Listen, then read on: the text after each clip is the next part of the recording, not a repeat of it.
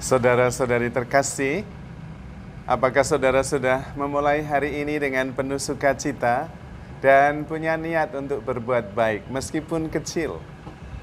Semoga Tuhan memberkati niat baik saudara. Saya kenal seorang umat yang mempunyai cara yang sangat unik untuk mengasihi. Ketika dia berrelasi dengan seseorang dan orang itu menyakitinya, berkata kasar, atau merendahkan harga dirinya, maka dia akan tenang menghadapi dan tidak banyak bicara. Tetapi pada kesempatan lain, tiba-tiba dia menunjukkan cintanya dengan mengirimi hadiah sebagai kejutan.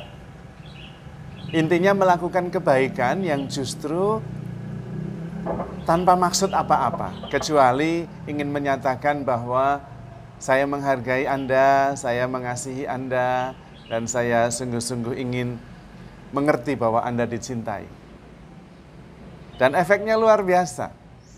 Orang yang tadinya ngomongnya kasar, menyakitkan, tanpa sadar mungkin merendahkan, berubah total.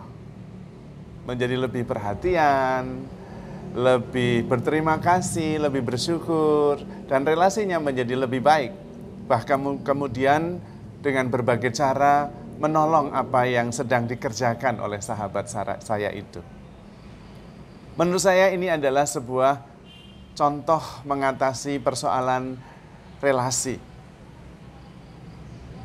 Kalau kita mengalami sakit hati dan kemudian kita terbelenggu oleh rasa sakit hati itu, maka kemudian kita akan memilih sikap-sikap dan tindakan yang sesuai dengan sakit hati itu.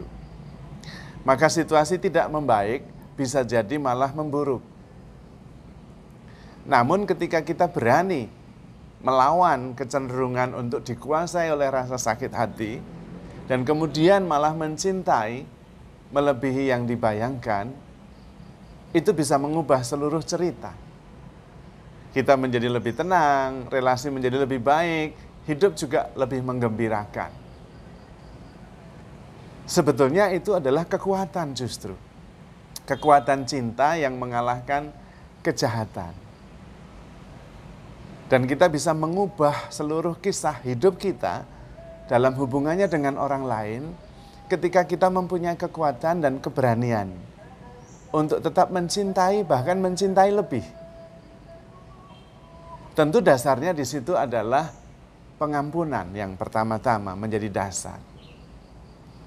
Kenapa kemudian bisa bertindak lebih dengan mengasihi, memberi kejutan, perhatian yang tak terduga, karena sudah ada dasar pengampunan. Kalau tidak bisa mengampuni, tidak bisa bertindak mengasihi.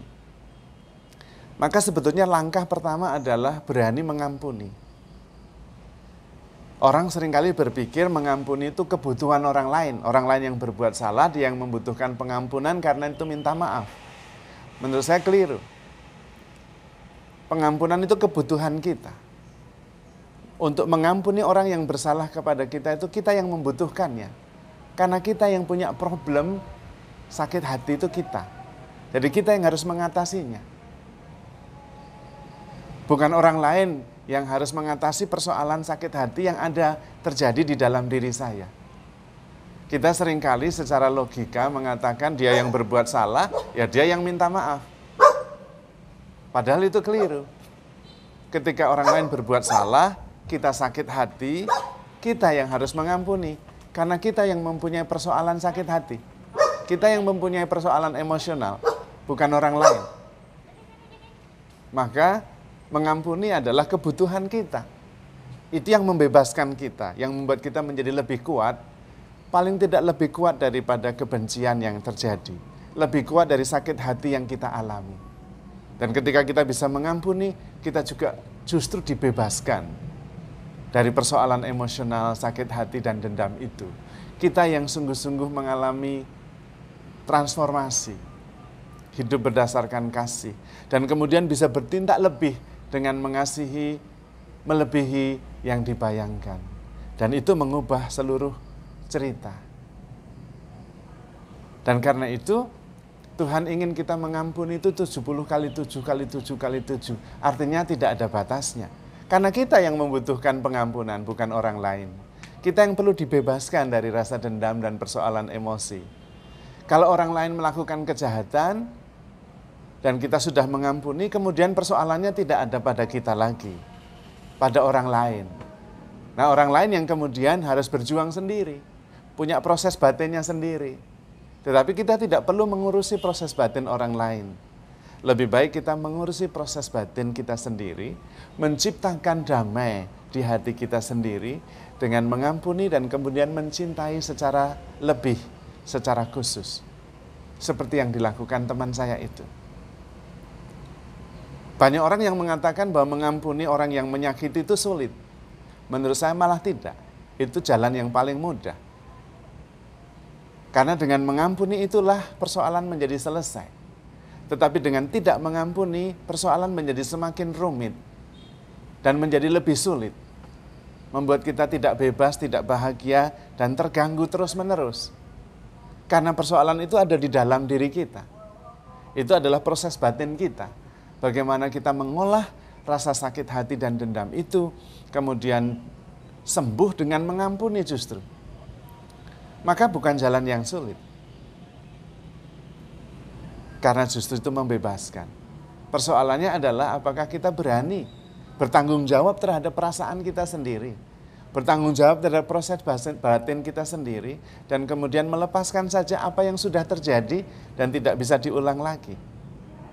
Selain itu, sebetulnya setiap kesalahan yang kita alami, yang dilakukan oleh orang lain, sebetulnya mengingatkan kesalahan dan dosa kita sendiri yang jauh lebih besar daripada kesalahan yang dilakukan oleh orang lain. Terutama kesalahan kita terhadap Tuhan, itu jauh lebih besar. Dan dasar untuk pengampunan adalah karena Tuhan sendiri lebih dahulu mengampuni kita. Dosa kita yang besar dan banyak itu sudah diampuni oleh Tuhan, bahkan dengan harga tebusan yang sangat mahal, darah dan nyawa Tuhan sendiri untuk menghapuskan dosa kita. Maka sebetulnya dosa saudara-saudari kita itu jauh lebih kecil daripada dosa yang kita lakukan kepada Tuhan. Dan kesadaran itu bahwa kita sudah diampuni begitu murah hati, menjadi tidak masuk akal kalau kita kemudian tidak mengampuni saudara-saudari kita yang salahnya lebih kecil daripada kesalahan kita. Apapun itu. Terutama karena kita sendiri membutuhkan penyembuhan dari dendam dan sakit hati itu. Maka pilihan yang paling baik dan paling mudah justru mengampuni. Apalagi dengan mengampuni itu, kita mengalahkan ego kita sendiri. Dan pada saat itu, jiwa kita, roh kita bersuka cita. Kita hidup di dalam roh, bukan lagi hidup di dalam egoisme. Pikiran dan perasaan yang seringkali begitu sempit dan membelenggu diri kita. Namun memang kekuatan utamanya untuk bisa mengampuni berasal dari pengalaman bahwa kita begitu dicintai Tuhan tanpa batas. Berdosa pun diampuni. Bahkan Tuhan mengorbankan nyawanya ketika kita masih berdosa. Dan itulah kekuatan yang kemudian bisa memberi kita dorongan untuk juga mampu mengampuni dan mengasihi lebih dan mengubah seluruh cerita menjadi sebuah kisah cinta yang menarik. Cinta tanpa batas yang menyelamatkan dan membuat dunia lebih indah untuk dijalani. Maka saudara-saudari terkasih, handle yourself with care because you are loved. Tuhan memberkati.